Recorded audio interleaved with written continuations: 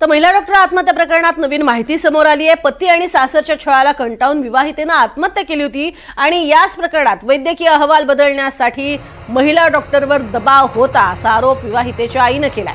भाग्यश्री पाचांगणे यांची मुलगी दीपाली पाचांगणे हिच्या संशयास्पद मृत्यू संदर्भात आता थेट मुख्यमंत्री आणि संबंधित प्रशासनाकडे सखोल चौकशीची मागणी केली आहे। तिची आत्महत्या नसून हत्याच आहे असा संशय मुलीच्या आईने व्यक्त केलेला आहे। मृत विवाहिता दीपाली पाचांगणेचा विवाह भारतीय सैन्यातील अधिकारी अजिंक्य निंबाळकर यांच्याशी झाला होता।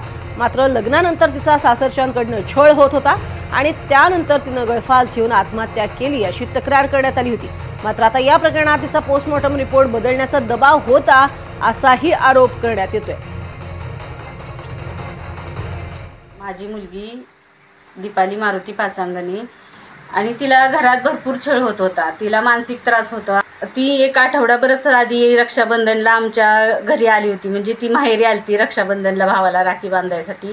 ती पूर्णपणे चांगली होती, म्हणजे असं स्वभाव तिच्या मनात काय असं वाटत नव्हतं की ती असं काय करल वगैरे, किंवा म्हणजे कुठल्याच दुःखात नव्हती, खूप आनंदी होती ती। आणि ह्यांनी ना शनिवारी ती परत माघारी घरी गेली आणि आठवड्याभराने परतच्या रविवारी म्हणजे 17 ऑगस्टला सकाळी आम्हाला फोन आला की आमच्या जावयांचा फोन आला की दीपाली खूप सिरियस आहे, फलटणच्या राऊत हॉस्पिटलमध्ये ॲडमिट आहे, तर तुम्ही तिघेही लवकर या।